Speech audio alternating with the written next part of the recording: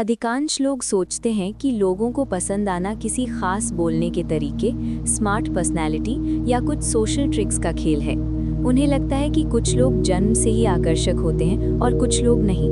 लेकिन become a people magnet किताब की सबसे बड़ी सीख यही है कि लोगों को आकर्षित करना जन्मजात गुण नहीं है, ये एक स्किल है जिसे सीखा और विकसित किया जा सकता है। ये किताब चालाकी या मैनिपुलेशन के बारे में नहीं है, ये दिखावा करना भी नहीं सिखाती। ये किताब इंसानी स्वभाव को समझने और खुद को ऐसे तरीके से पेश करने के बारे में है कि लोग अपने आप आपकी ओर खींचें, ना कि आप उन्हें ज़बरदस्ती इम्प्रेस करने की कोशिश करें। किताब बार बार ये बात दोहराती है कि लोग ये याद नहीं रखते कि आपने क्या कहा, लेकिन वे ये कभी नहीं भूलते कि आपने उन्हें कैसा महसूस कराया। और जैसे ही आप इस बात को गहराई से समझ लेते हैं, लोगों से बातचीत करने का आपका तरीका पूरी तरह बदल जाता है। ज़रा उन लोगों के बारे में सोचिए जिनके साथ आपको सबसे अच्छा लगता है। ज़रूरी नहीं कि वे सबसे ज़्यादा पढ़े लिखे हों, सबसे अमीर हों या सबसे ज़्यादा बोलने वाले हों। अक्सर वे लोग शांत होते हैं, आत्मविश्वासी होते हैं और दिल से अच्छे होते हैं। उनके पास बैठकर आपको हल्कापन महसूस होता है, आपको लगता है कि आपकी बात सुनी जा रही है, आपको सम्मान मिलता है और बिना किसी ज़बरदस्ती के आपका मन करता है कि आप उनके साथ और समय बिताएं। यही होता है एक पीपल मैग्नेट। किताब ये समझाती है कि आकर्षण दिमाग से नहीं, भावना से होता है। आप सही शब्द बोल सकते हैं, लेकिन अगर आपकी एनर्जी में बेचैनी, ज़रूरतमंदी या नेगेटिविटी है तो सामने वाला असहज महसूस करेगा। वहीं दूसरी ओर आप बहुत कम बोलें, लेकिन अगर आपकी मौजूदगी शांत और सच्ची है तो लोग आपके आसपास अच्छा महसूस करेंगे। इसीलिए कुछ लोग कमरे में आते ही माहौल बदल देते हैं और कुछ लोग बहुत कोशिश करने के बावजूद भी कनेक्ट नहीं कर पाते। किताब का एक बहुत मजबूत विचार ये है कि लोग इस बात से आकर्षित होते हैं कि आप उन्हें उनके बारे में कैसा महसूस कराते हैं। ज़्यादातर लोग बातचीत के दौरान अपने बारे में सोचते रहते हैं, मैं कैसा दिख रहा हूँ, मैं क्या बोलूँ, लोग मुझे जज तो नहीं कर रहे। ये सब सोचने से इंसान अनजाने में खुद पर ही फोकस कर लेता है। किताब बताती है कि ये सेल्फ फोकस दूरी पैदा करता है। लोग महसूस कर लेते हैं कि आप उनसे ज़्यादा खुद में उलझे हुए हैं। किताब एक आम सा उदाहरण देती है। मान लीजिए आप किसी पार्टी या मीटिंग में हैं। एक व्यक्ति लगातार अपने बारे में बात करता है, अपनी समस्याएं, अपनी राय, अपनी उपलब्धियां।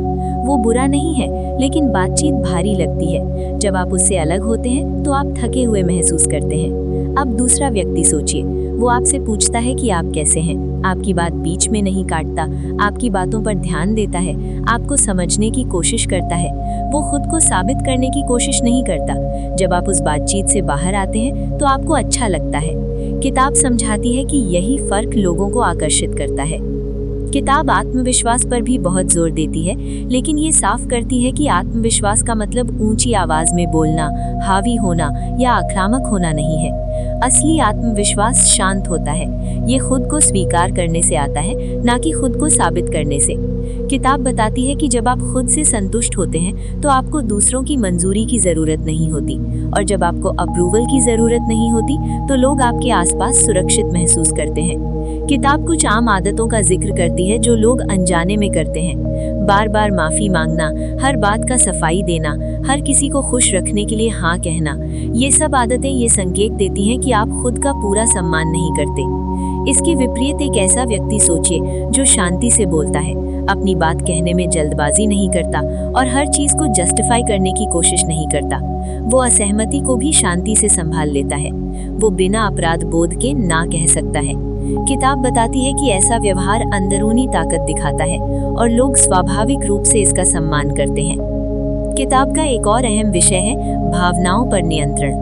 लेखक कहते हैं कि जो व्यक्ति अपनी भावनाओं को नियंत्रित करता है वही बातचीत को नियंत्रित करता है। इसका मतलब ये नहीं कि आपको भावनाएं महसूस नहीं करनी चाहिए। इसका मतलब ये है कि आप तुरंत रिएक्ट करने के बजाय सोच समझकर जवाब दें। किताब काम की जगह के झगड़ों का उदाहरण देती है। एक व्यक्ति गुस्सा हो जाता है, आवाज ऊंची करता है और बहस जीतने की कोशिश करता है।